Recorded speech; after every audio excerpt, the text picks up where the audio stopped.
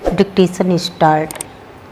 अधिष्ठाता महोदय, भारत ने अपनी खाद्य और पोषण सुरक्षा को मजबूत करने के लिए प्रधानमंत्री गरीब कल्याण अन्न योजना के तहत खाद्य सब्सिडी पर अगले 5 वर्षों में लगभग 12 लाख करोड़ रुपए खर्च करने का फैसला किया है।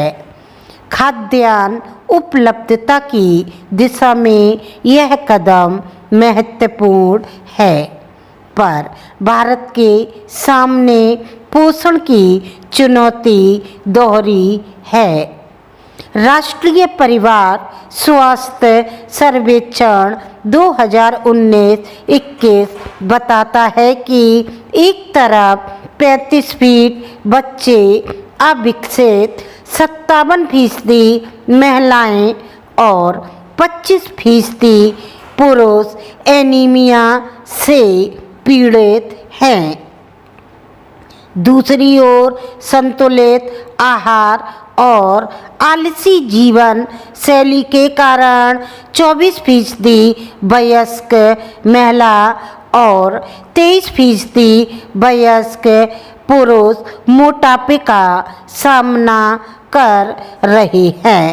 इसके साथ बदलती जलवायु, लगातार घटते भूजल और मिट्टी का गिरता उपजाऊपन जैसी चुनौतियां हमारी खाद्य सुरक्षा को संकट में डाल सकती हैं।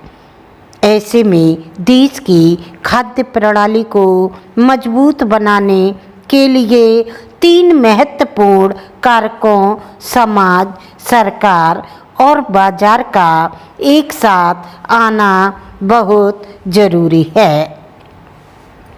खाद्य सामग्रियों के उपयोगकर्ता, नागरिक, उत्पादनकर्ता, किसान और इनकी मदद करने वाली सिविल सोसाइटी, ये तीनों मिलकर खाद्य प्रणाली के संदर्भ में एक समाज तैयार करते हैं। उपभोक्ता के रूप में नागरिकों को बाजार से अपने खान पान की सामग्री खरीदने और इस्तेमाल करने के ज़्यादा सतर्क विकल्प चुनने चाहिए। जब नागरिक खान पान के लिए बेहतर विकल्प चुनते हैं, तब यह किसानों और बाजार को उपयुक्त फसलें उगाने और उपभोक्ताओं तक पहुंचाने के लिए प्रेरित करता है। ऐसे ही किसानों को भी मिट्टी को उपजाऊ बनाए रखने के लिए उर्वरकों और कीटनाशकों के विवेकपूर्ण इस्तेमाल पर ध्यान देना चाहिए। सतत कृषि पर council on energy, environment and water का अध्ययन बताता है कि किसानों को जैविक और 365 दिनों तक आच्छादित रहने वाली खेती जैसे कृषि पद्धतियों को अपनाना चाहिए। ये मिट्टी की सेहत सुधारने और उसमें लचीलापन बढ़ाने के अलावा पानी और अन्य सामग्री की खपत घटाने और किसान का मुनाफा बढ़ाने में सहायक है। खाद्य प्रणाली को अत्यंत सेहतमंद बनाने और सतत परिणामों की तरफ ले जाने के लिए केंद्र और राज्य सरकारों को मिड डे मील, आंगनबाड़ी, सामुदायिक रसोई जैसी सेवाओं और रेलवे जैसे विभागों के लिए सतत पद्धतियों से स्थानीय स्तर पर उत्पादित पौष्टिक अनाज और दाल खरीदने की शुरुआत करनी चाहिए।